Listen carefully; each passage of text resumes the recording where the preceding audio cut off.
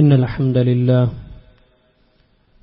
نحمده ونستعينه ونؤمن به ونتوكل عليه ونعوذ بالله من شرور أنفسنا ومن سيئات أعمالنا من يهده الله فلا مضل له ومن يضلل فلا هادي له وأشهد أن لا إله إلا الله وحده لا شريك له وأشهد أن محمدا عبده ورسوله أرسله بالهدى ودين الحق ليظهره على الدين كله ولو كره المشركون اللهم صل على محمد وعلى آل محمد كما صليت على إبراهيم وعلى آل إبراهيم وبارك على محمد وعلى آل محمد كما باركت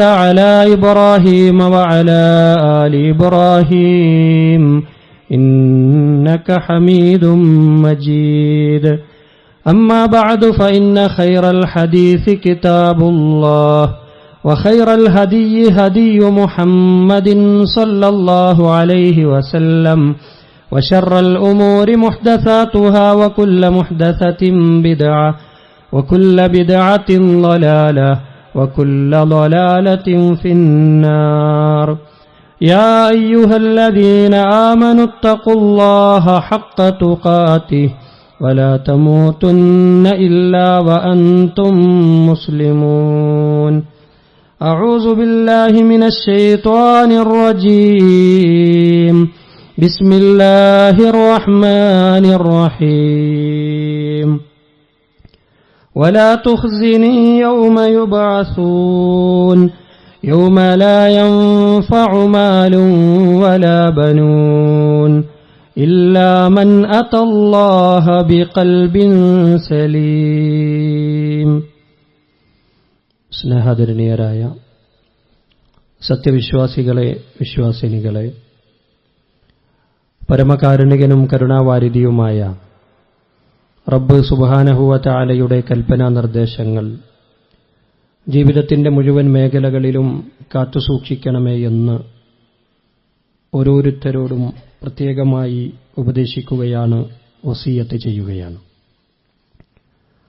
പരിശുദ്ധ റമളാൻ അതിന്റെ പകുതിയിലേക്ക് അടുത്തുകൊണ്ടിരിക്കുകയാണ്. ഇന്ന് 13 എന്ന് പറയുമ്പോൾ എത്ര വേഗമാണല്ലേ കടന്നുപോയത് എന്ന ചിന്തയാണ് നമ്മുടെ ഓരോരുത്തരുടെയും ഉള്ളിലേക്ക് വരുന്നത്. നഷ്ടപ്പെട്ടതൊന്നും നമുക്ക് തിരിച്ചു കിട്ടുന്നതല്ല, വരാനിരിക്കുന്നതാകട്ടെ അതിനേക്കാൾ മഹത്വമേറിയതുമാണ്. റമളാൻ ഇങ്ങനെ കടന്നു പോകുമ്പോൾ 2 തരം ആളുകളെ നമുക്കിപ്പോൾ കാണാൻ കഴിയും. ഒന്ന്, ആവേശം കെട്ടടങ്ങിയ ആളുകളാണ്. തുടക്കത്തിലുണ്ടായിരുന്ന ആവേശവും വലിയ താൽപ്പര്യവുമൊക്കെ മെല്ലെ മെല്ലെ കുറഞ്ഞു വന്ന് സുബഹി ജമാഅത്തുകൾക്കൊക്കെ ഉണ്ടായിരുന്ന വലിയ ജനക്കൂട്ടം വേഗം എന്തെങ്കിലും തിന്ന് കടന്നുറങ്ങാം എന്ന നിലയിലേക്ക് ചുരുങ്ങിപ്പോകുന്ന സാഹചര്യം. അതേപോലെ തന്നെ രണ്ടാമത്തൊരു വിഭാഗം, അവർ റമളാനിനെ കൃത്യമായി ഉപയോഗപ്പെടുത്തിയവരാണ്. ഓരോ ദിവസവും ആവേശം വർദ്ധിച്ചുകൊണ്ടിരിക്കുന്നവരാണ്. വരാനിരിക്കുന്ന അവസാന 10 ധന്യമാക്കാൻ മനസ്സുകൊണ്ട് തീരുമാനിച്ചവരാണ്. ആരോഗ്യകരമായ പ്രശ്നങ്ങളുണ്ടായിട്ടും, ഊരവേദനയും മുട്ടുവേദനയൊക്കെ ഉണ്ടായിട്ടും രാത്രികാലങ്ങളിലെ നമസ്കാരം ധന്യമാക്കിയവരാണ്. ശാരീരിക പ്രയാസങ്ങൾ അവർക്കതിന് തടസ്സമായിരുന്നില്ല. സാമ്പത്തികമായ ഞെരുക്കങ്ങളുണ്ടായിരുന്നു, പ്രയാസങ്ങളുണ്ടായിരുന്നു, എന്നാലും ദാനധർമ്മങ്ങൾക്കതൊരു തടസ്സമായിരുന്നില്ല. ക്ഷീണവും ഉറക്കവും ആരാധനകൾക്കോ ഖുർആൻ പാരായണങ്ങൾക്കോ ഒരു തടസ്സമായില്ല. ഇപ്പോഴുള്ളതിനേക്കാളും ആവേശത്തോടുകൂടി അവസാനത്തെ 10 ധന്യമാക്കാൻ അവർ ഒരുങ്ങുകയാണ്. അങ്ങനെയുള്ള 2 വിഭാഗം ആളുകളിൽ ഏതിലാണ് നാം ഉള്ളത് എന്ന് നാം ഓരോരുത്തരും ചിന്തിക്കേണ്ടതുണ്ട്. റമളാനിന്റെ രാപ്പകലുകളെ ഇബാദത്തുകൾ കൊണ്ട് ധന്യമാക്കുമ്പോൾ നാം അവഗണിക്കാതെ കൊണ്ടുപോകേണ്ട, മറന്നു പോകാതിരിക്കേണ്ട ഒരു പ്രധാനപ്പെട്ട കാര്യം നമ്മുടെ പാപമോചന പ്രാർത്ഥനകളാണ്. ഓരോ മനുഷ്യരും തെറ്റുകുറ്റങ്ങൾ ചെയ്യുന്നവരാണ് എന്നും അവരിൽ ഏറ്റവും ഉത്തമന്മാരായിട്ടുള്ളത് അല്ലാഹുവിനോട് പൊറുക്കലിനെ തേടുന്നവരുമാണ് എന്ന് റസൂൽ കരീം സ്വല്ലല്ലാഹു അലൈഹി വസല്ലം.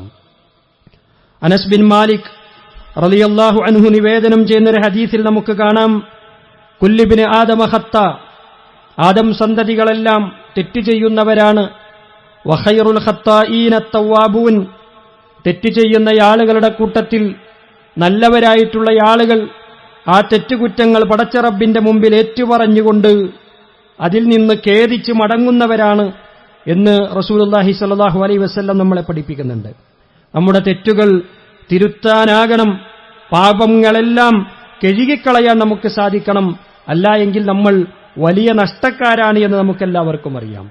റമദാനുകളിൽ സ്ഥിരമായി നമ്മൾ കേട്ടിട്ടുള്ളൊരു ഹദീസുണ്ട്. പ്രവാചകൻ സ്വല്ലല്ലാഹു അലൈഹി വസല്ലം മിമ്പറിലേക്ക് കയറിയപ്പോ 3 തവണ ആമീൻ എന്ന് പറഞ്ഞു. സാധാരണഗതിയിൽ അങ്ങനെയൊന്നില്ലാത്തതുകൊണ്ട് തന്നെ സഹാബത്ത് ചോദിച്ചു, എന്താണ് പ്രവാചകരെ, സാധാരണഗതിയിൽ നിങ്ങൾ അങ്ങനെ പറയാറില്ലല്ലോ, ആമീൻ എന്ന് പറഞ്ഞല്ലോ. പ്രവാചകൻ പറഞ്ഞത്, ജിബ്രീൽ അലൈഹിസ്സലാത്തു വസ്സലാം എന്റെ അടുക്കൽ വന്നു, എന്നിട്ട് ഞാൻ പ്രാർത്ഥിക്കുന്ന ഓരോ പ്രാർത്ഥനക്കും നീ ആമീൻ പറയണമെന്ന് പറഞ്ഞു. അതിലൊരു പ്രാർത്ഥന, റഗിമ അൻ ഇംറഉൻ അദ്റക റമളാൻ, ഒരു മനുഷ്യന് നാശമുണ്ടാകട്ടെ, അവൻ നശിച്ചു പോകട്ടെ, അവന് റമളാൻ വന്നു കിട്ടി, ഫലം യുഗ്ഫർ ലഹു, ആ റമളാൻ കൊണ്ട് അവന്റെ പാപങ്ങൾ പൊറുക്കപ്പെട്ടില്ല എങ്കിൽ അവന് നാശമുണ്ടാകട്ടെ എന്ന് ജിബ്രീൽ അലൈഹിസ്സലാത്തു വസ്സലാം പ്രാർത്ഥിച്ചു.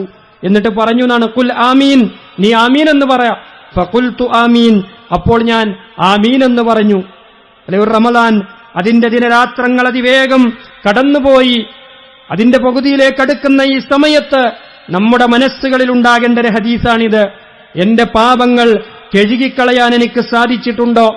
എന്റെ തെറ്റുകുറ്റങ്ങൾ പടച്ച റബ്ബിന്റെ മുമ്പിൽ പൊറുക്കലിനെ തേടുവാൻ, ആ തെറ്റുകുറ്റങ്ങൾ ഏറ്റുപറഞ്ഞുകൊണ്ട് പടച്ചവരെ എനിക്ക് പൊറുത്തു തരണേ എന്ന് പറയാൻ ഈ ദിവസങ്ങളിൽ ഏതെങ്കിലും ഒരു സമയം ഞാൻ ഉപയോഗപ്പെടുത്തിയിട്ടുണ്ടോ എന്ന ആത്മാർത്ഥമായ ചോദ്യം ഓരോരുത്തരുടെയും മനസ്സുകളിൽ നിന്ന് ഉയർന്നു വരേണ്ടതുണ്ട്.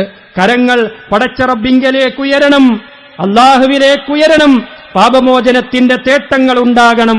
അല്ലാഹു പറയുന്നത്, യാ അയ്യുഹല്ലദീന ആമനൂ തൂബൂ ഇലല്ലാഹി തൗബതൻ നസൂഹ, അല്ലാഹുവിലേക്ക് നിങ്ങൾ ആത്മാർത്ഥമായി ഖേദിച്ചു മടങ്ങണം. അങ്ങേയറ്റത്തെ വിശ്വാസത്തോടുകൂടി, അല്ലാഹുവിനോടുള്ള പ്രതീക്ഷയോടുകൂടി വിശ്വാസികളെ നിങ്ങൾ അല്ലാഹുവിനോട് പൊറുക്കലിനെ തേടുക. അങ്ങനെയെങ്കിൽ അസാ റബ്ബുക്കും അൻ യുകഫിറ അൻകും സയ്യിആതികും, അല്ലാഹു നിങ്ങളുടെ പാപങ്ങൾ പൊറുത്തു തന്നേക്കാം.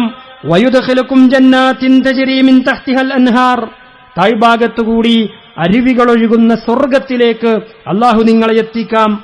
നിങ്ങൾ എന്ത് ചെയ്യണം?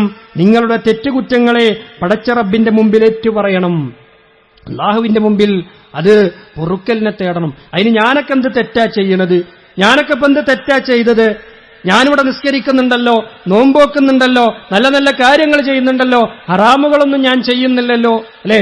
എങ്കിൽ റസൂൽ കരീം സല്ലല്ലാഹു അലൈഹി വസല്ലമയുടെ ഈ വാക്കുകൾ നമ്മളൊന്ന് കേൾക്കണം. യാ അയ്യുഹന്നാസ്, ജനങ്ങളെ, തൂബു ഇലല്ലാ, നിങ്ങൾ അല്ലാഹുവിലേക്ക് പാപമോചനം തേടണം കേട്ടോ, തൗബ ചെയ്യണം കേട്ടോ. ഫഇന്നി അതൂബു ഫിൽ യൗമി ഇലൈഹി 100 മറ, ഞാനൊരു ദിവസം അല്ലാഹുവിലേക്ക് 100 തവണ തൗബ ചെയ്തുകൊണ്ട് മടങ്ങുന്നുണ്ട്. മറ്റൊരു ഹദീസിൽ കാണാം, വഇന്നി അസ്തഗ്ഫിറു ഫിൽ യൗമി അക്സറു മിൻ 100 മറ, ഞാനൊരു ദിവസം അല്ലാഹുവിന്റെ മുമ്പിൽ അസ്തഗ്ഫിറുല്ലാ എന്ന് 100-ലധികം തവണ പറയുന്നു. ഒരു തെറ്റും ചെയ്യാത്ത ആളാ നബി, ഒരു തെറ്റും ചെയ്തിട്ടില്ലാത്ത വ്യക്തിയാണ് പ്രവാചകൻ. ആ നബി കരീം സല്ലല്ലാഹു അലൈഹി വസല്ലമ ഒരു ദിവസം 100 തവണ അസ്തഗ്ഫിറുല്ലാ എന്ന് പറഞ്ഞിട്ടുണ്ടെങ്കിൽ ഞാനും നിങ്ങളുമൊക്കെ ആയിരക്കണക്കിന് തവണ അല്ലാഹുവിനോട് പൊറുക്കലിനെ തേടിയാലെങ്കിലും മതിയാകുമോ എന്ന് നാം ആലോചിക്കേണ്ടതുണ്ട്. അതുകൊണ്ട് അല്ലാഹു എന്റെ പാപം പൊറുക്കുമോ എന്ന ചിന്ത നമുക്ക് വേണ്ട. എന്റെയൊക്കെ പാപം അല്ലാഹു പൊറുത്തു തരുമോ, അതിനും മാത്രമൊക്കെ തെറ്റ് ഞാൻ ചെയ്തിട്ടുണ്ട്, അത്രയധികം അതിക്രമങ്ങൾ ഞാൻ ചെയ്തു കൂട്ടിയിട്ടുണ്ട് എന്ന തോന്നൽ നമുക്ക് വേണ്ട. അല്ലാഹു കാരുണ്യവാനാണ്. ഖുൽ യാ ഇബാദ് അല്ലദീന അസ്റഫു അലാ അൻഫുസിഹിം ലാ തഖ്നതു മിർ റഹ്മത്തില്ലാഹ്, പടച്ച റബ്ബ് വിളിക്കുന്നു, എന്റെ ദാസന്മാരെ, എന്റെ അടിമകളെ, അല്ലദീന അസ്റഫു അലാ അൻഫുസിഹിം, സ്വന്തം ശരീരങ്ങളോട്, സ്വന്തം ആത്മാക്കളോട് അതിര് പ്രവർത്തിച്ചിട്ടുള്ള, അതിക്രമം പ്രവർത്തിച്ചിട്ടുള്ള, അക്രമം പ്രവർത്തിച്ചിട്ടുള്ള എന്റെ അടിമകളെ, ലാ തഖ്നതു മിർ റഹ്മത്തില്ലാ, അള്ളാഹുവിന്റെ കാരുണ്യത്തെക്കുറിച്ച് നിങ്ങൾ നിരാശരാകരുത് കേട്ടോ. അള്ളാഹുവിന്റെ ഒക്കെ പാപം പുറത്തു തരുമോ എന്ന് നിങ്ങൾ ചിന്തിക്കേണ്ടതില്ല, അങ്ങനെ നിങ്ങൾ വിചാരിക്കേണ്ടതില്ല. ഇന്നല്ലാഹ യഗ്ഫിറുദ്ദുനൂബ ജമീഅ, അള്ളാഹു പാപം പൊറുക്കുന്നല്ല, അള്ളാഹു തെറ്റു പുറത്തേരുന്നല്ല, എല്ലാം പൊറുക്കുന്നവനാണവൻ, എല്ലാ തെറ്റുകുറ്റങ്ങളും പൊറുക്കുന്നവനാണവൻ. ഇന്നഹു ഹുവൽ ഗഫൂറുർ റഹീം, അവൻ തന്നെയാണ് കേട്ടോ പാപം പൊറുക്കുന്നവൻ, അവൻ തന്നെയാണ് കേട്ടോ കരുണയുള്ളവൻ എന്ന് റസൂൽ കരീം സല്ലല്ലാഹു അലൈഹി വസല്ലമ പരിശുദ്ധ ഖുർആനിലൂടെ നമ്മളെ പഠിപ്പിച്ചു തരാണ്.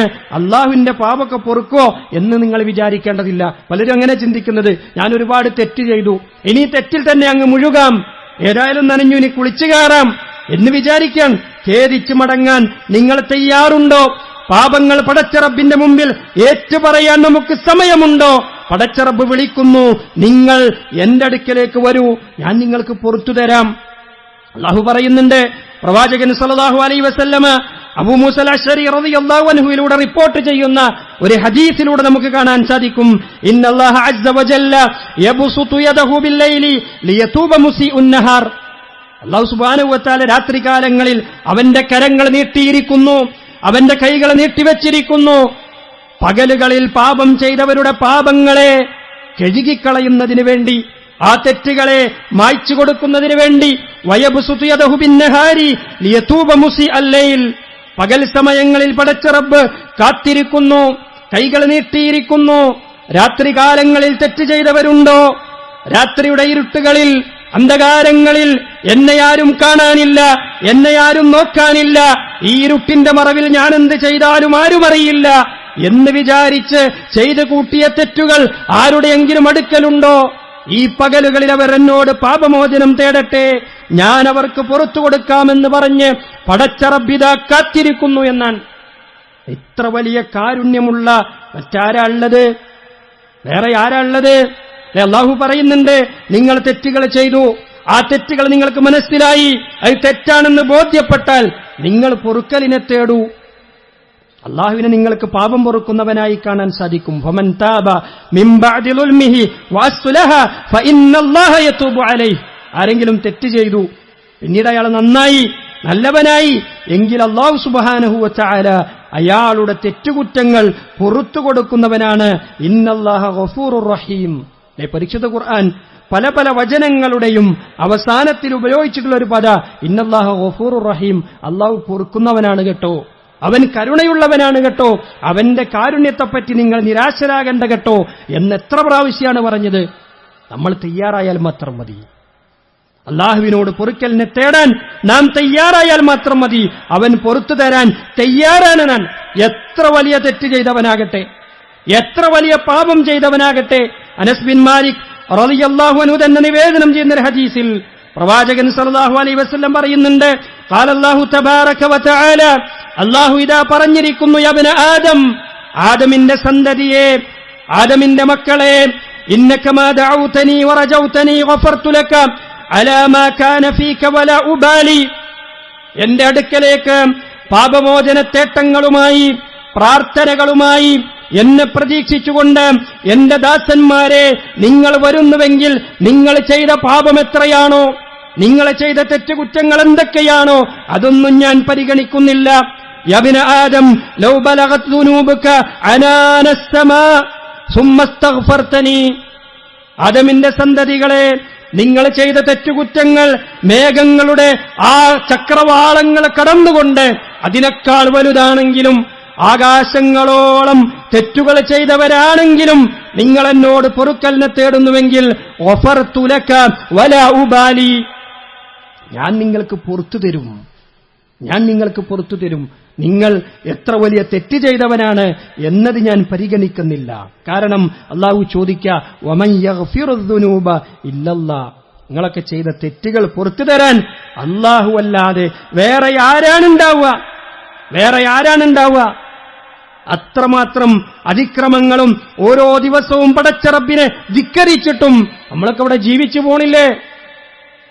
അല്ലാഹു സുബ്ഹാനഹു വ തആല പറയും, ഓരോ മനുഷ്യരും ചെയ്യുന്ന തെറ്റുകുറ്റങ്ങൾക്ക് അപ്പപ്പോൾ തന്നെ അവരെ ശിക്ഷിക്കുകയാണെങ്കിൽ ഈ ഭൂമുഖത്ത് ഒരു ജീവജാലങ്ങളും ബാക്കിയുണ്ടാവില്ല എന്നാണ് പറഞ്ഞത്. അത്രയും അതിക്രമങ്ങളാ ഓരോ ദിവസവും നമ്മൾ ചെയ്യുന്നത്. ആ പാപങ്ങളൊക്കെ അല്ലാഹയല്ലാതെ വേറെ ആരാ നമുക്ക് പുറത്തു തരിക? അല്ലാഹുവിന്റെ കാരുണ്യം നോക്കൂ നിങ്ങൾ. നമ്മളൊരു തെറ്റ് ചെയ്തു, തെറ്റാന്ന് ബോധ്യായി, ആ തെറ്റിൽ നിന്ന് നമ്മൾ ഖേദിച്ചു മടങ്ങിയാൽ ആ ചെയ്ത തെറ്റിനെപ്പോലും അല്ലാഹു സുബ്ഹാനഹു വ തആല നന്മയാക്കി തരുന്നാണ് പറയുന്നത്. അല്ലാഹു പറയുന്നത്, ഇല്ലാ മൻ താബ വആമന വഅമില അമലൻ സ്വാലിഹാ. ആരെങ്കിലും തെറ്റ് ചെയ്തു, ആ തെറ്റിനെ തുടർന്ന് അവൻ പശ്ചാത്താപം നടത്തി തൗബ ചെയ്തു, വിശ്വസിച്ചു, സൽക്കർമ്മങ്ങൾ ചെയ്തു എങ്കിൽ ഫഉലൈക യുബദ്ദിലുല്ലാഹു സയ്യിആതിഹിം ഹസനാത്ത്. അവരുടെ പാപങ്ങളെ അല്ലാഹു സുബ്ഹാനഹു വ തആല നന്മകളാക്കി മാറ്റിക്കൊടുക്കുന്ന, അവർ ചെയ്ത തെറ്റുകുറ്റങ്ങളെ നന്മകളാക്കി മാറ്റിക്കൊടുക്കും. വകാന അല്ലാഹു ഗഫൂറർ റഹീമ. അല്ലാഹു പാപം പൊറുക്കുന്നവനും കരുണയുള്ളവനുമാണെന്ന്. അടിമകളെ സംബന്ധിച്ചിടത്തോളം അവർക്ക് ലഭിക്കുന്ന ഏറ്റവും വലിയ അവസരം, തെറ്റുകൾ ചെയ്തു പോയിട്ടുണ്ടെങ്കിൽ അതിന് പശ്ചാത്താപം നടത്തിയാൽ ആ തെറ്റുകളെപ്പോലും അവർക്ക് നന്മയാക്കി തരും. അതിന് കുറെ കാലം കഴിയട്ടെ, ഇനിയും സമയമുണ്ടല്ലോ, ഹജ്ജൊക്കെ വരട്ടെ അല്ലേ.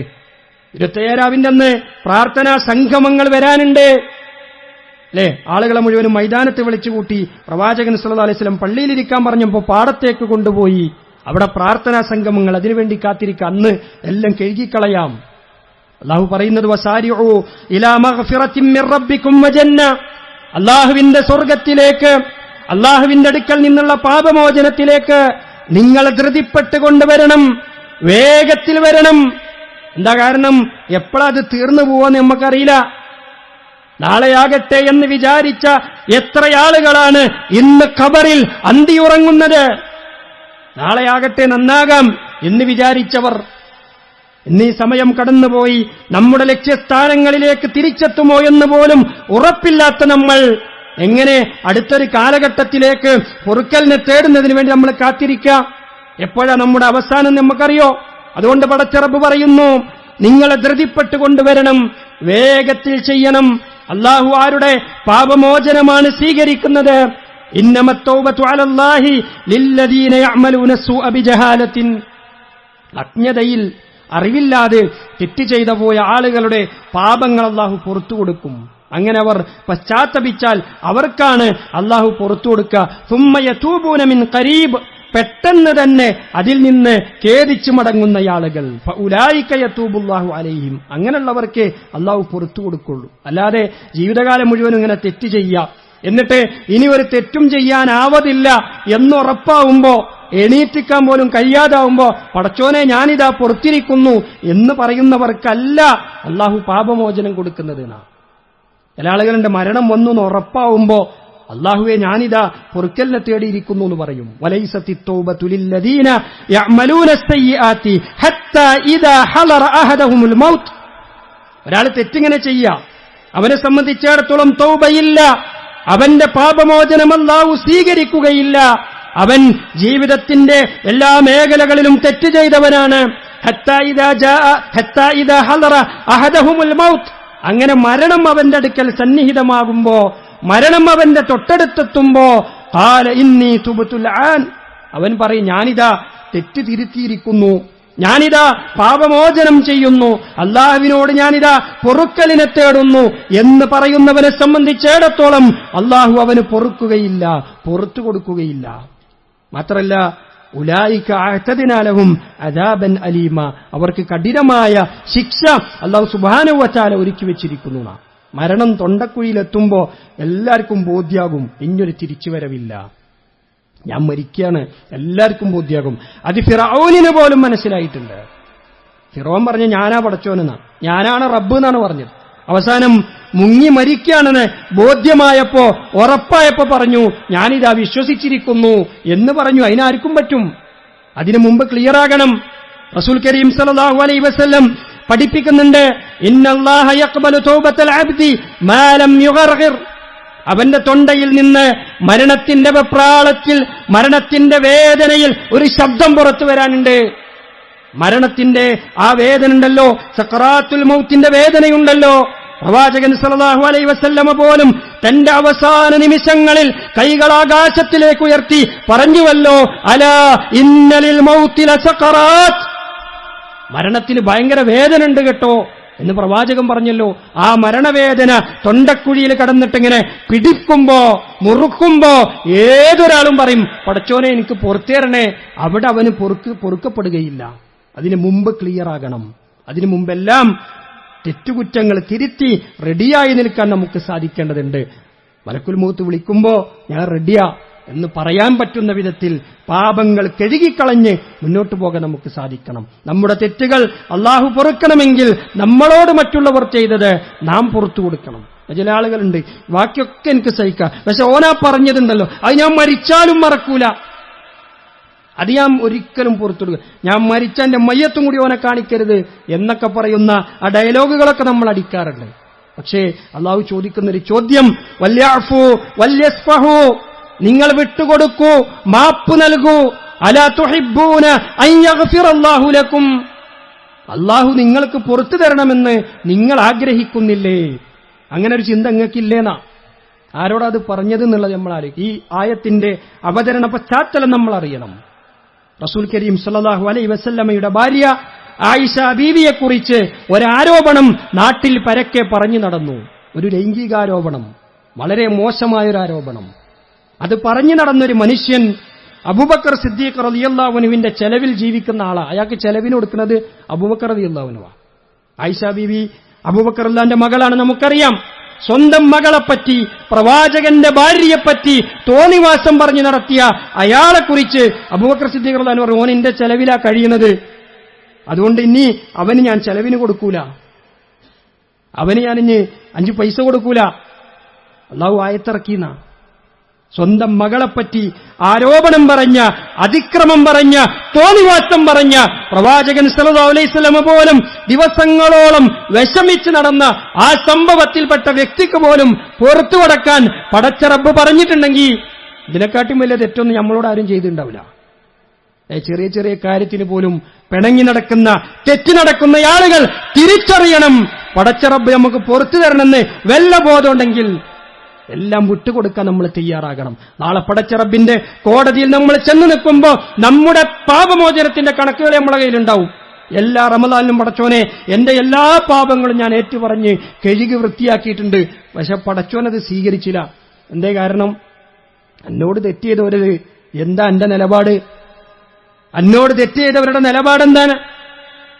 ആ നിലപാടുകൾ നമ്മൾ തിരുത്തണ്ടേ? നമ്മൾ എന്തെങ്കിലും ഒരു ഉപകാരം ചെയ്തു കൊടുത്ത വ്യക്തിക്ക് അയാൾ നമ്മളോട് എന്തെങ്കിലും തെറ്റ് ചെയ്ത ഭയങ്കര ദേഷ്യം നമുക്ക്, എന്നാൽ ഓന്ത് ചെയ്യാൻ പാടില്ലല്ലോ. അങ്ങനെയല്ല ഞാൻ ഓനെ കൊണ്ടുവരുന്നത്.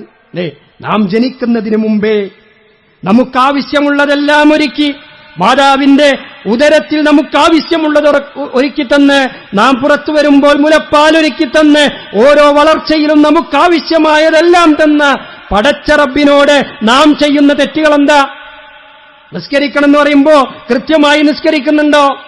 ഹറാമുകൾ ചെയ്യരുതെന്ന് പറയുമ്പോ ഹറാമുകളിൽ നമ്മൾ വിട്ടുനിൽക്കുന്നുണ്ടോ? അള്ളാഹുവിനോട് നാം ചെയ്യുന്ന തെറ്റുകുറ്റങ്ങളെ ഒരു പേപ്പറിൽ ഇങ്ങനെ എഴുതിയിട്ട് നമ്മൾ ആലോചിക്കണം, ഇതൊക്കെ ചെയ്തു തരുന്ന പടച്ചോനോട് ഞാൻ ചെയ്യണത് ഇതാണല്ലോ. പിന്നെ എന്നോട് ആരെങ്കിലും എന്തെങ്കിലും ഒരു വാക്ക് പറഞ്ഞതിന്റെ പേരിൽ, എന്നെ ഉപദ്രവിച്ചതിന്റെ പേരിൽ, എന്റെ അഭിമാനത്തിന് ക്ഷതമേൽപ്പിച്ചതിന്റെ പേരിൽ ഞാൻ അയാൾക്ക് പുറത്തു കൊടുക്കാതിരിക്കേ, ഞാൻ വിട്ടുകൊടുക്കാതിരിക്കേ, നാളെ പരലോകത്തെത്തുമ്പോ അള്ളാഹു ഇതേ നിലപാട് എന്നോട് സ്വീകരിച്ചാൽ എങ്ങനെ ഉണ്ടാവും എന്ന് നമ്മൾ ആലോചിക്കണം. എല്ലാം വിട്ടുകൊടുക്കാൻ നമുക്ക് സാധിക്കണം. നമുക്ക് ഒരു ദിവസം വരാനുണ്ട്, നമുക്കെല്ലാവർക്കും അറിയാം, എല്ലാവർക്കും അറിയുന്ന കാര്യമാണ്. അള്ളാഹുവിന്റെ കോടതിയിൽ നന്മയുടെ തിന്മയുടെ കണക്കുകളുമായി പോയി നിൽക്കേണ്ടവരാണ് ഇവിടെ ഇരിക്കുന്ന ഓരോരുത്തരും. അള്ളാന്റെ മുമ്പിൽ ചെന്നിങ്ങനെ നിൽക്കണം, മഹ്ശറയിൽ ചെന്ന് നിൽക്കണം. വർഷങ്ങളോളം വിചാരണക്ക് പോലും എടുക്കാതെ ആ മഹ്ശറയുടെ മൈതാനിയിൽ പോയി നിൽക്കണം. ആ രംഗം ഈ തണുത്തിരിക്കുന്ന പള്ളിയുടെ അന്തരീക്ഷത്തിലിരുന്ന് നമുക്ക് ആലോചിക്കാൻ പറ്റുമെന്ന് എനിക്കറിയില്ല. ഒരു ചാൺ മുകളിൽ സൂര്യനുണ്ട് എന്നത് ആലങ്കാരികമായിട്ട് പറഞ്ഞതല്ല, അതൊരു ഒരു ഒരു തള്ളായിട്ട് ഇങ്ങനെ പറഞ്ഞതല്ല, കുറച്ച് ഗൗരവം കിട്ടിക്കോട്ടെ എന്ന് പറഞ്ഞതല്ല.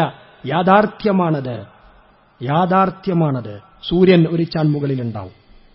ചില ആളുകൾ നെരിയാണി വരെ വിയർപ്പിൽ, ചില ആളുകളുടെ മുട്ടുവരെ, ചില ആളുകളുടെ മൂക്ക് വരെ വിയർപ്പിൽ മുങ്ങിക്കുളിച്ചു നിൽക്കും. വർഷങ്ങളോളം അങ്ങനെ നിൽക്കുന്ന, വർഷങ്ങളോളം. ഏതാ വർഷം? ഏതാണ് ആ കൊല്ലം? ഫീ യൗമിൻ കാന മിഖ്ദാറുഹു 50,000 സന. നിങ്ങൾ ഇന്ന് എണ്ണുന്ന 50,000 കൊല്ലമാണ് പരലോകത്തിലെ ഒരു ദിവസം. ഇന്നത്തെ 50,000 കൊല്ലം പരലോകത്തൊരു ദിവസം. അങ്ങനത്തെ വർഷങ്ങളോളം നിൽക്കേണ്ടി വരുന്ന ഹദീസു ഷഫാഅത്ത് എന്ന് പറഞ്ഞൊരു ഹദീസുണ്ട്. വലിയൊരു ഹദീസാണ്, 2-3 പേജുള്ള. അതിലിങ്ങനെ പറയുന്നുണ്ട്, കുറേ കാലങ്ങൾ ഇങ്ങനെ നിൽക്കുമ്പോ ചില ആളുകൾ പറയും, നമുക്ക് ആദനബിന്റെ അടുത്തൊന്ന് പോയിട്ട് പറയാം, അബുൽ ബഷർ, ഞങ്ങളൊക്കെ പിതാവല്ലേ, അതുകൊണ്ട് നിങ്ങൾ അള്ളാഹിനോടൊന്ന് പറയോ വിചാരണ നടത്താൻ. അദ്ദേഹം പറയും, പണ്ട് ഞാൻ ആ പഴം തിന്നതിന്റെ കേസ് തന്നെ എന്താകും എനിക്കറിയില്ല. അന്നല്ലാഹു കോപിച്ച പോലെ അതിനു മുമ്പോ ശേഷമോ ഒരാളോടും കോപിച്ചു കാണില്ല. ഓരോ പ്രവാചകന്മാരുടെ അടുക്കിലേക്ക് പോകും. ഇബ്രാഹിം നബിയുടെ അടുക്കിലേക്ക് വരും, മൂസാ നബിയുടെ അടുക്കിലേക്ക് വരും, ഈസാ നബിയുടെ അടുക്കിലേക്ക് വരും. അവരൊക്കെ അവരുടെ കാര്യം തന്നെ എന്താവുമെന്നറിയില്ല എന്ന് പറയാണ്. അവസാനം മുഹമ്മദ് മുസ്തഫ സല്ലല്ലാഹു അലൈഹി വസല്ലമയുടെ അടുക്കിലേക്ക് വന്നിട്ട് ഈ ആളുകൾ പറയുന്നതാണ്, അഷ്റഫുൽ ഖൽഖല്ലേ, ഞങ്ങളുടെ കാര്യം അള്ളാഹിനോട് പറയോ. റസൂൽ കരീം സല്ലല്ലാഹു അലൈഹി വസല്ലം പറയുന്നുണ്ട്, ഞാൻ വർഷങ്ങളോളം അള്ളാഹുവിന്റെ സിംഹാസനത്തിന് മുമ്പിൽ സുജൂദിൽ കിടക്കും. വർഷങ്ങളോളം സുജൂദിൽ കിടക്കും. അള്ളാഹു പറയുന്ന, ഇർഫ യാ മുഹമ്മദ്, മുഹമ്മദേ എണീക്ക്, എന്താണ് എനിക്ക് ചോദിക്കാനുള്ളത് ചോദിച്ചോ. അപ്പോ പറയുന്നതാണ്, പടച്ചോനെ, കുറെ ആൾക്കാർ ഈ സ്വർഗത്തേക്ക് വിടണം എന്നല്ല, ഈ വിചാരണയെങ്കിലും ഒന്ന് നടത്താൻ പറ്റുമോ റബ്ബേ, വിചാരണയെങ്കിലും ഒന്ന് നടത്തുമോ റബ്ബേ. ഈ ഹദീസുകളിൽ നിന്ന് പണ്ഡിതന്മാർ നമുക്ക് പഠിപ്പിച്ചു തരുന്നൊരു കാര്യമുണ്ട്. നബി കരീം സല്ലല്ലാഹു അലൈഹി വസല്ലമക്ക് പോലും ഒരധികാരവും അവിടെ അല്ലാഹു കൊടുക്കൂലെന്നാ. അവിടെ ആളുകൾ നേരിട്ട് ഇങ്ങനെ ചോദിക്കാമല്ലോ, അല്ലാഹുവേ, അള്ളാന്റെ റസൂലേ ശഫാഅത്ത് തരണേന്നൊക്കെ അല്ലേ. ആ റസൂലിന്റെ അവസ്ഥയാണത്. അതിനർത്ഥം റസൂല് മോശക്കാരനെന്നല്ല. അവിടെ മാലിക് യൗമിദ്ദീൻ, ആ പ്രതിഫല ദിവസത്തിന്റെ രാജാതിരാജൻ അള്ളാഹുവാണ്, അവന്റെ അധികാരാണ്. അവിടെ റസൂലുള്ളാഹി സ്വല്ലല്ലാഹു അലൈഹി വസല്ലമക്ക് ഒരു തരത്തിലുമുള്ള ചാൻസ് അള്ളാഹു കൊടുക്കൂല. ഇല്ലാമൻ അതിൻ, അള്ളാഹു അവിടെ അനുവാദം കൊടുത്താലല്ലാതെ. അള്ളാഹു ചോദിച്ചോ എന്ന് പറഞ്ഞാൽ ചോദിക്കാം, ചോദിക്കാൻ അനുവാദം കൊടുക്കുന്നത് വരെ ചോദിക്കാൻ പോലും പറ്റൂല. ആ ഒരു രംഗത്ത് നമ്മൾ പോയി നിൽക്കുമ്പോ അക്രമികളെ, കുറ്റവാളികളെ മാറി നിൽക്കൂ എന്ന് പറയുന്ന ആ വിഭാഗത്തിൽ ഞാനോ നിങ്ങളോ പെട്ടാൽ നമ്മുടെ ഈ നോമ്പ് കൊണ്ടെന്ത് കാര്യം, നമ്മുടെ നമസ്കാരങ്ങൾ കൊണ്ടെന്ത് കാര്യം. നല്ല ചൂട്, തൊണ്ടയിലെ വെള്ളം വറ്റുന്നു, ആ സമയത്ത് നോമ്പ് വിടാതെ പിടിച്ചു നിൽക്കുക നമ്മൾ. ചില ആളുകളൊക്കെ നിസ്കരിക്കാൻ അടുത്ത് നിൽക്കുമ്പോ അവരുടെ മുട്ടുംകാലൊക്കെ ഇങ്ങനെ വളയുന്നത് നമുക്കറിയാൻ പറ്റൂ. സുജൂദിലേക്ക് ഇങ്ങനെ പോകുമ്പോ ആ വേദന നമുക്കറിയാൻ പറ്റും, ആ ഞെരുക്കം നമുക്ക് കേൾക്കാൻ പറ്റും. എന്നിട്ടും ആ സുജൂദുകൾ ചെയ്തത് വെറുതെയായി എന്ന് പടച്ചറബ് പറഞ്ഞ്, വംതാസുൽ യൗമ അയ്യുഹൽ മുജ്രിമൂൻ, കുറ്റവാളികളെ മാറി നിൽക്കൂ എന്ന് പടച്ചറബ് പറയുമ്പോ ആ കൂട്ടത്തിലെങ്ങാനും ഞാനും നിങ്ങളും പെട്ടുപോയാൽ എന്താ പിന്നെ നമ്മളെ അവസ്ഥ? എന്താ അവസ്ഥ? അതുകൊണ്ട് അവിടെ എത്തുന്നതിന് മുമ്പ് നമ്മൾ ക്ലിയർ ആക്കണം, കൃത്യമാക്കണം. പരിശുദ്ധ ഖുർആൻ ഇബ്രാഹിം നബി അലൈഹിസ്സലാത്തു വസ്സലാമിയുടെ ഒരു പ്രാർത്ഥന നമുക്ക് പഠിപ്പിച്ചു തരുന്നുണ്ട്. ആരാ ഇബ്രാഹിം നബി? നമ്മൾ പറയേണ്ടതില്ലല്ലോ. ഖലീലുള്ള എന്ന് പ്രയോഗിച്ചിട്ടുള്ള പ്രവാചകൻ, അള്ളാന്റെ കൂട്ടുകാരെന്നാ പറഞ്ഞത്, അള്ളാന്റെ സ്നേഹിതൻ എന്നാ പറഞ്ഞത്. ആ ഇബ്രാഹിം നബി പ്രാർത്ഥിക്കുന്നുണ്ട്, വലാ തുഖ്സിനി യൗമ യുബഅസൂൻ, പടച്ചോനെ ഉയർത്തെഴുന്നേൽപ്പിന്റെ നാളിൽ എന്നെ നീ ദുഃഖിതനാക്കരുതേ, എന്നെ നീ അപമാനിക്കരുതേ, പടച്ചോനെ പരലോകത്ത് വരുമ്പോ എന്നെ മാറ്റിക്കരുതേ റബ്ബേ. ഇബ്രാഹിം നബി പ്രാർത്ഥിച്ചു. ഇബ്രാഹിം നബിന്റെ പ്രാർത്ഥനയാണത്. പരലോകത്ത് വെച്ച് എന്നെ അപമാനിക്കരുതേ റബ്ബേ. യൗമ ലാ യൻഫഉ മാലും വലാ ബനൂൻ, യൗമ ലാ യൻഫഉ മാലും വലാ ബനൂൻ, മക്കളോ ധനമോ ഉപകാരപ്പെടാത്തൊരു ദിവസം പടച്ചോനെ, അങ്ങനെ ഒരു ദിവസം വരാണ്ടല്ലോ. ഇത് ഏതാണ് ഈ ബാപ്പ? ഏതാണ് ഈ പിതാവ്? ഇബ്രാഹിം നബിയ. ഏതാണ് ആ മകൻ? അറുക്കണമെന്ന സ്വപ്നം കാണുമ്പോ മകനോട് പറയുമ്പോ ആ കത്തിക്ക് താഴെ കഴുത്ത് വെച്ചു കൊടുക്കാൻ തയ്യാറായ ആ മകൻ അല്ലേ? ആ മകനും വാപ്പയാണ്, ആ വാപ്പയാണ് പറയുന്നത്. പരലോകത്ത് മക്കളൊക്കെ ഉപകാരപ്പെടുവോ? നമ്മുടെ പണം ഉപകാരപ്പെടുവോ? നമ്മളിങ്ങനെ എല്ലാ ദിവസവും പല നമസ്കാരങ്ങളിലും അനൗൺസ്മെന്റുകൾ ഇങ്ങനെ നടത്തുമ്പോൾ അല്ലെ, പാവപ്പെട്ട ആളുകൾ, പല പല സ്ഥാപനങ്ങളുടെ ആളുകൾ, അവർക്കൊക്കെ വേണ്ടി ഇങ്ങനെ പണസ്വരൂപ ഉള്ളിന്റെ ഉള്ളിൽ എന്നിപ്പോ തന്നെയാണല്ലോ എന്നൊരു തോന്നൽ നമുക്ക് വന്നാൽ നമ്മൾ ആലോചിക്കുക, നമ്മുടെ ധനമൊന്നും അവിടെ ഉപകാരപ്പെടൂലട്ടോ, അവിടെ ഒന്നും ഉപകാരപ്പെടൂല. നമ്മുടെ ടെക്സ്റ്റൈൽസുകളിൽ കിട്ടാവുന്ന ഏറ്റവും വില കുറഞ്ഞ 3 കഷ്ണം തുണിയെ നമുക്കൊക്കെ ഉണ്ടാവുള്ളൂ അല്ലേ. സ്ഥിരമായിട്ട് ലിനന്റെ ഷർട്ടിട്ട് നടന്ന ആളാന്ന് പറഞ്ഞിട്ട് ആരും ലിനന്റെ കഫംപുടവൊന്നും വാങ്ങാറില്ല. എത്ര വലിയ കോടീശ്വരനാണെങ്കിലും ആ കോറത്തുണി 3 എണ്ണം അത്രേ ഉള്ളൂ, 6 അടി മണ്ണേ ഉള്ളൂ. അവിടേക്ക് നമ്മളാരും ഒന്നും കൊണ്ടുപോകില്ല. നമ്മുടെ മക്കൾ നമുക്ക് ഉപകാരപ്പെടാത്ത, നമ്മുടെ ധനം നമുക്ക് ഉപകാരപ്പെടാത്ത ഒരു ദിവസം നമുക്ക് വരാനുണ്ട്. ഇല്ലാമൻ അത്തല്ലാഹ ബിഖൽബിൻ സലീം, സമാധാനമണഞ്ഞ ആത്മാവുമായി അള്ളാഹുവിനെ കണ്ടുമുട്ടുന്നവരാരോ അവർക്ക് മാത്രമേ ഇതുകൊണ്ടൊക്കെ ഉപകാരം ഉണ്ടാവുള്ളൂ. കെഴുകി വൃത്തിയാക്കിയൊരു ഹൃദയവുമായി പടച്ച റബ്ബിനെ കണ്ടുമുട്ടാൻ പറ്റണം. അവിടെ നമുക്ക് സന്തോഷ വാർത്തകൾ അറിയിക്കപ്പെട്ടുകൊണ്ട് മുന്നോട്ട് പോകാൻ സാധിക്കണം. അവിടെ നമുക്ക് ഒരാളും ഉപകാരപ്പെടൂല, വെറുതെ പറയുന്നല്ലത്. റസൂൽ കരീം സല്ലല്ലാഹു അലൈഹി വസല്ലം ഫാത്തിമ റളിയല്ലാഹു അൻഹയെ അടുത്തേക്ക് വിളിച്ചിരുത്തി, ചേർത്തിയിരുത്തി പ്രവാചകൻ പറഞ്ഞൊരു കാര്യമുണ്ട്. യാ ഫാത്തിമ ഖിത്അതു കബ്ദി, ഫാത്തിമ നീ എന്റെ കരളിന്റെ കഷ്ണമാണ് കേട്ടോ. പ്രവാചകൻ അത്ര ഇഷ്ടായിരുന്നു എന്നാണ് ഹദീസുകളിൽ കാണാൻ പറ്റും. അലി റളിയല്ലാഹു അൻഹു അവരെ വിവാഹം കഴിച്ചതിന് ശേഷവും പ്രവാചകൻ അവരെ കൊഞ്ചിക്കുന്ന, കല്യാണം കഴിഞ്ഞു പോയ കുട്ടിയാണ്, എന്നാലും നബി ഫാത്തിമ ബീവി ഇങ്ങനെ വരുമ്പോ എണീറ്റ് ചെന്ന് കെട്ടിപ്പിടിച്ച് ഉമ്മ കൊടുത്ത് കൊഞ്ചിക്കുന്ന. ആയിഷ റളിയല്ലാഹു അൻഹ പറയുന്നുണ്ട്, ഫാത്തിമ ബീവി എന്ന് പറഞ്ഞാല് നബി എങ്ങനെയാണോ അങ്ങനെ തന്നെ നബിനെ മുറിച്ചു വെച്ച മാതിരിയാണെന്ന. ഓളൊരു വാപ്പിയും ഇടയ്ക്ക് അങ്ങനെ പറയുന്ന, എപ്പോഴും വാപ്പാന്റെ കൂടെ അങ്ങനെ ചുറ്റിപ്പറ്റി നിൽക്കുന്ന അത്രയും സ്നേഹം നബിക്ക്. നബി സല്ലല്ലാഹു അലൈഹി വസല്ലം ഒരു ഹദീസിൽ പറയുന്നുണ്ട്, എന്റെ ജീവിതത്തിൽ ഫാത്തിമാക്ക് വലിയ സ്വാധീനമുണ്ട്. അവൾ സന്തോഷിച്ചാൽ എനിക്ക് സന്തോഷം, അവളുടെ മുഖത്ത് ദുഃഖം കണ്ടാൽ എനിക്ക് ദുഃഖം. ആ മോളെ വിളിച്ചിട്ട് പറയാ, സലീമിമ്മാലി മാശിത്തി, മോളെ എന്റെ ധനത്തിൽ നിന്ന്, എന്റെ സ്വത്തിൽ നിന്ന് നിനക്കെന്തെങ്കിലും വേണമെങ്കിൽ നിങ്ങൾ ചോദിച്ചോ, ഞാൻ തരാം. പക്ഷേ നാളെ പരലോകത്ത് മുഹമ്മദിന്റെ മകളാണെന്ന പരിഗണനയിൽ നിനക്ക് വേണ്ടി എനിക്കൊന്നും അവിടെ ചെയ്യാൻ പറ്റൂല. യാ ഫാത്തിമ ബിൻത് മുഹമ്മദ് അൻഖിദി നഫ്സിക മിനന്നാർ, മോളെ ഫാത്തിമ അന്റെ തടി നരകത്തിൽ നിന്ന് നീ തന്നെ കാത്തോ, നീ തന്നെ കാത്തോ. ഫഇന്നി ലാ അംലികു ലകി മിനല്ലാഹി ശൈഅ, പടച്ചോന്റെ അടുത്ത് നിനക്ക് വേണ്ടി ഒന്നും ചെയ്തു തരാൻ ഈ ബാപ്പാക്ക് കഴിയില്ല മോളെ. സ്നേഹമുണ്ട്, അങ്ങേയറ്റ സ്നേഹമുണ്ട്.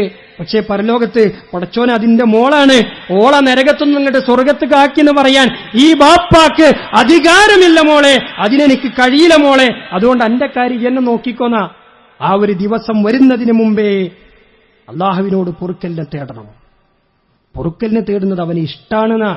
ഇന്നല്ലാഹ യുഹിബ്ബുത് തവ്വാബീൻ വയുഹിബ്ബുൽ മുതതഹിരീൻ, അള്ളാഹുവിന് പാപമോചനം തേടുന്നവരെ ഇഷ്ടമാണ്.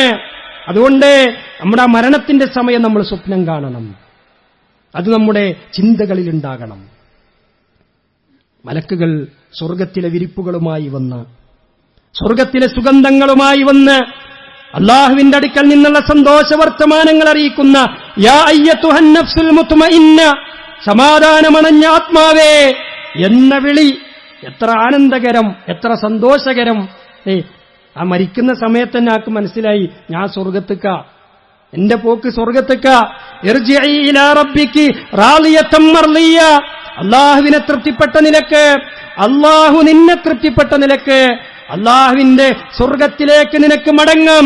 ഫദ്ഖുലി ഫീ ഇബാദി വദ്ഖുലി ജന്നതി, എന്റെ ദാസന്മാരോടൊപ്പം നിനക്ക് മടങ്ങാം, എന്റെ സ്വർഗത്തിലേക്ക് നിനക്ക് പ്രവേശിക്കാം എന്ന സന്തോഷ വാർത്ത മലക്കുകൾ അറിയിക്കുന്ന ഒരു മരണം നമുക്കുണ്ടാകണം. അവിടെയാണ് നമ്മുടെ വിജയം. ആ ചിന്തയോടുകൂടി ഒരു പാപവുമില്ലാതെ ഈ റമദാൻ കടന്നു പോകുമ്പോ സകലമായ തെറ്റുകുറ്റങ്ങളും മായ്ക്കപ്പെട്ടവരായി നമുക്ക് പോകാൻ സാധിക്കണം. ഇല്ലെങ്കിൽ പ്രവാചകന്റെ ശാപത്തിന്, ആ പ്രാർത്ഥനയ്ക്ക് നമ്മൾ ഇരയാകുമോ എന്ന് നമ്മൾ ഭയപ്പെടണം. അല്ലാഹു സുബ്ഹാനഹു വ തആല നമ്മുടെ എല്ലാ പാപങ്ങളും കഴുകി വൃത്തിയാക്കി ശുദ്ധമായ മനസ്സോടുകൂടി അവനെ കണ്ടുമുട്ടാൻ നമുക്കേവർക്കും തൗഫീഖ് പ്രദാനം ചെയ്യുമാറാകട്ടെ. അൽഹംദുലില്ലാഹ് ഹംദൻ കസീറൻ ത്വയ്യിബൻ മുബാറകൻ ഫീഹി കമാ യുഹിബ്ബു റബ്ബുനാ വയർളാ. ഉസല്ലി വഉസല്ലിമു അലൽ മബ്ഊസി റഹ്മത്തൻ ലിൽ ആലമീൻ നബിയിനാ മുഹമ്മദിൻ വഅലാ ആലിഹി വസഹ്ബിഹി അജ്മഈൻ. അമ്മാ ബഅദ്. ഇത്തഖുല്ലാഹ ഇബാദല്ലാഹ്. അല്ലാഹുവിനെ സൂക്ഷിക്കണമെന്ന് ഉണർത്തുകയാണ്. നമ്മുടെ മനസ്സ് ശുദ്ധമാക്കി പാപക്കറകളിൽ നിന്നെല്ലാം മായിച്ച് അല്ലാഹുവിനെ കണ്ടുമുട്ടണം എന്ന് നമ്മൾ ആഗ്രഹിക്കുന്നു. എല്ലാ രംഗത്തും ശുദ്ധി വരുത്താൻ ആഗ്രഹിക്കുന്ന നമ്മൾ പലപ്പോഴും സാമ്പത്തികമായ രംഗത്ത് എത്രമാത്രം ശുദ്ധി പുലർത്തുന്നുണ്ട് എന്നുള്ളത് നാം ശ്രദ്ധിക്കണം. നമ്മുടെ സമ്പത്തിനെ ശുദ്ധമാക്കേണ്ടതുണ്ട്. അല്ലാഹു സുബ്ഹാനഹു വ തആല നമുക്ക് നൽകിയതിൽ നിന്ന് നിശ്ചിതമായൊരു അളവ്, നിശ്ചിതമായൊരു സംഖ്യ, അത് നമ്മുടെ അവകാശമല്ല, അത് മറ്റുള്ളവരുടേതാണെന്നുള്ളതാണ്. അതുകൊണ്ട് സമ്പത്ത് ശുദ്ധമാക്കാൻ സക്കാത്ത് എന്ന് പറയുന്ന കൃത്യമായൊരു സംവിധാനം പരിശുദ്ധ ഇസ്ലാം നമ്മളെ പഠിപ്പിക്കുന്നുണ്ട്. സക്കാത്ത് എന്ന പദം നമസ്കാരത്തോട് ചേർത്തി 27 സ്ഥലങ്ങളിലാണ് ഖുർആൻ പ്രയോഗിച്ചിട്ടുള്ളത്. 27 സ്ഥലങ്ങളിൽ.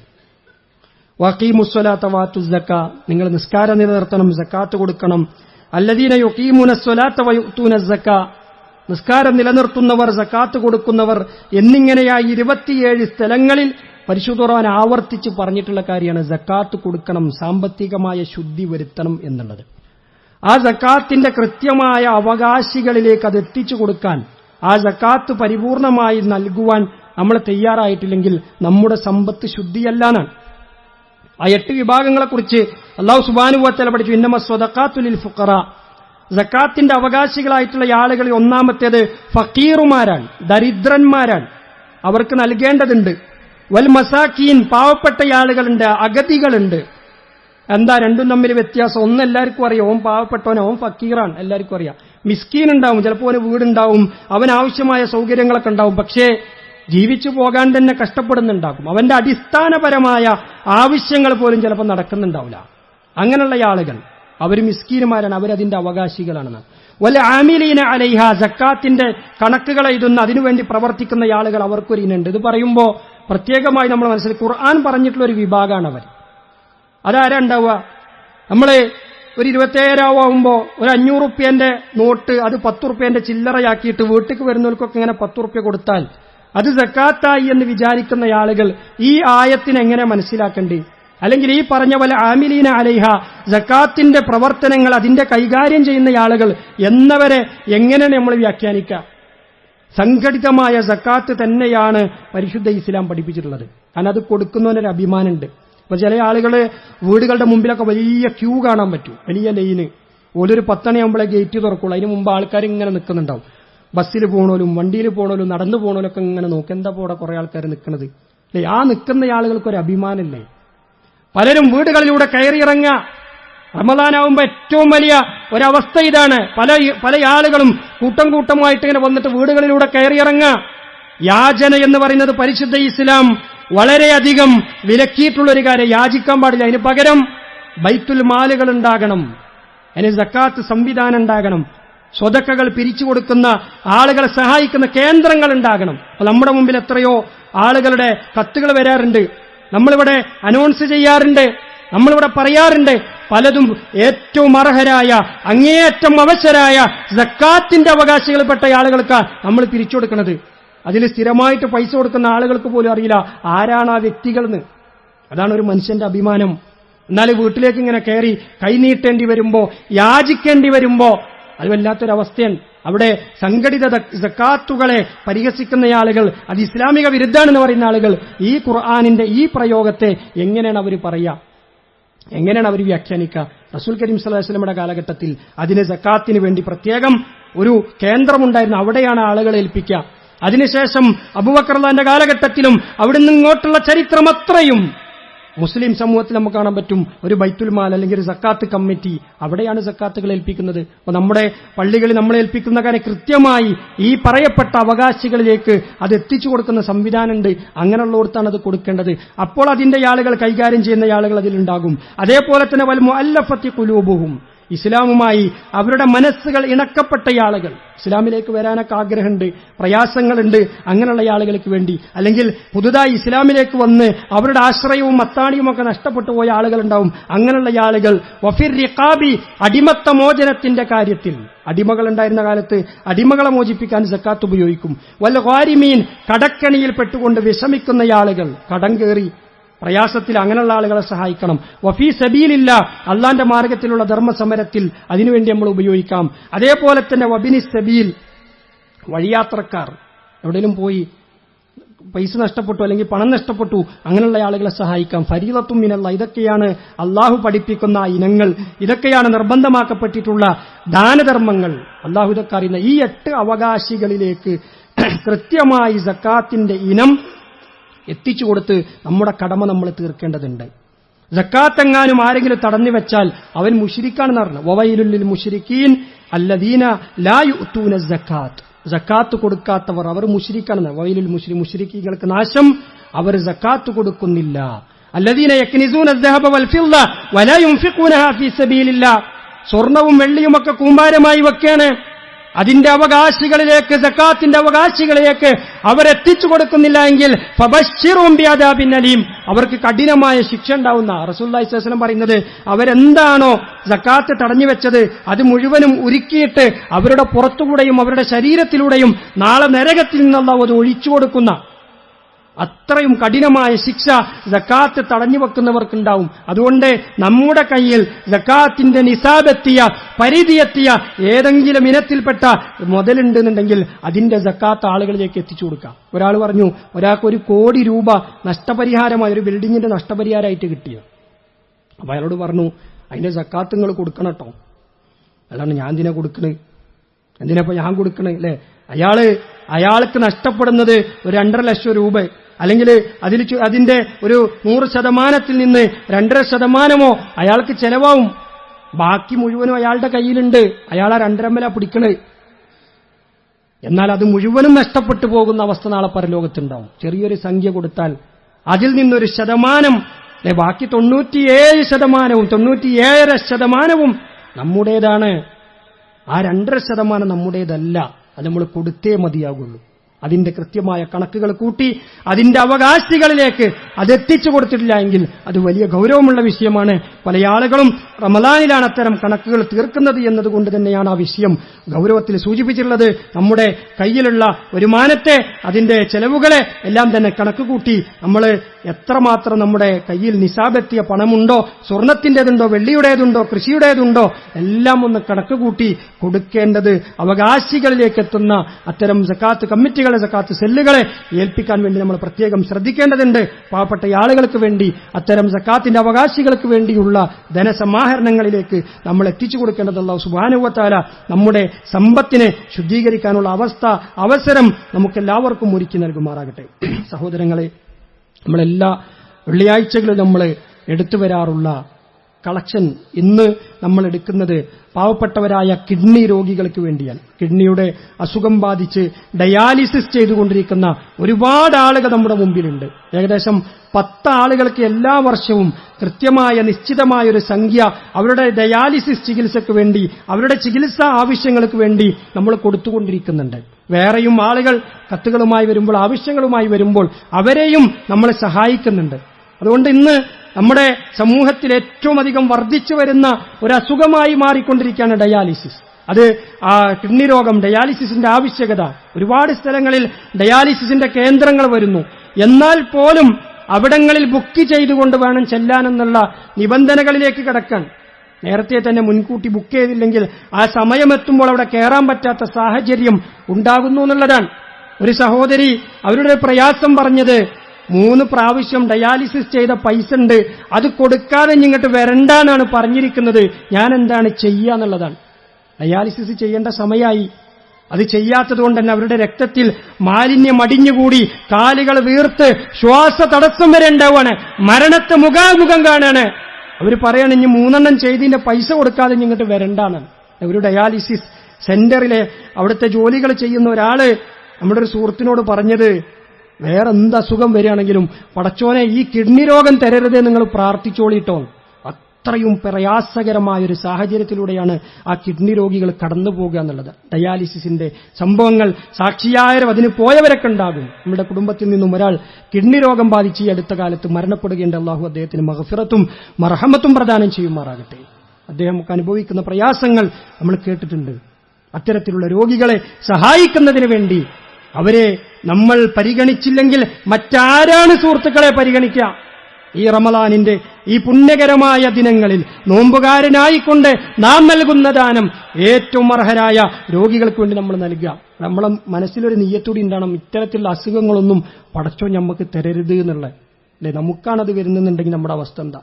എത്ര വലിയ പൈസക്കാരനാണെങ്കിലും കുറച്ചത് കഴിയുമ്പോൾ മറ്റുള്ളവരുടെ മുമ്പിൽ കൈനീട്ടല്ലാതെ വേറെ നിവൃത്തി ഉണ്ടാവില്ല. വീട് വിറ്റവരെ എനിക്കറിയാം, രോഗം വന്ന് വീട് വിറ്റവരെ എനിക്കറിയാം ചികിത്സിക്കാൻ വേണ്ടി. അങ്ങനെയുള്ള ഒരുപാട് ആളുകൾ നമ്മുടെ ഇടയിലുണ്ട്. അങ്ങനെയുള്ള ആളുകൾക്ക് സഹായം എത്തിക്കുന്നതിന് വേണ്ടിയാണ് ഇൻഷാ അല്ലാഹ് ഇന്നത്തെ നമ്മുടെ കളക്ഷൻ അറിഞ്ഞുകൊണ്ട്, മനസ്സറിഞ്ഞുകൊണ്ട് നമ്മൾ എത്രത്തോളം പണം കിട്ടുന്നോ അത്രയും രോഗികളെ നമുക്ക് സഹായിക്കാൻ സാധിക്കുന്നുള്ളതാണ്. അതുകൊണ്ട് നല്ല നിയ്യത്തോടുകൂടി ആത്മാർത്ഥമായി അതിലേക്ക് നല്ലൊരു തുക സംഭാവനയായി നൽകാൻ, സക്കാത്തിന്റെ അവകാശികളിൽപ്പെട്ട അത്തരം ആളുകളെ സഹായിക്കുവാൻ നമ്മൾ ഓരോരുത്തരും തയ്യാറാകേണ്ടതുണ്ട്. അല്ലാഹു സുബ്ഹാനഹു വ തആല നമ്മുടെ ദാനധർമ്മങ്ങൾ സ്വീകരിക്കട്ടെ. രണ്ടാമത്തെ ഒരു കാര്യം, നമ്മുടെ കുട്ടികൾക്കൊക്കെ വേണ്ടി നമ്മൾ ഡ്രസ്സുകളൊക്കെ എടുക്കുന്ന തിരക്കിലാണ്. പെരുന്നാളിന്റെ ഡ്രസ്സുകളൊക്കെ എടുക്കാനുള്ള ആലോചനകൾ നടത്തേണ്ട സമയമായി. ഒരു കാര്യം പ്രത്യേകം സൂചിപ്പിക്കട്ടെ, അവസാനത്തെ 10ലേക്ക് അതിനെ വെക്കരുത് എന്ന് ഞാൻ പ്രത്യേകമായി ഓർമ്മപ്പെടുത്താണ്. ഏറ്റവും പുണ്യകരമായ ദിവസം ടെക്സ്റ്റൈൽസുകളിൽ കടന്ന് നിരങ്ങുന്ന അവസ്ഥ ഉണ്ടാകരുത്.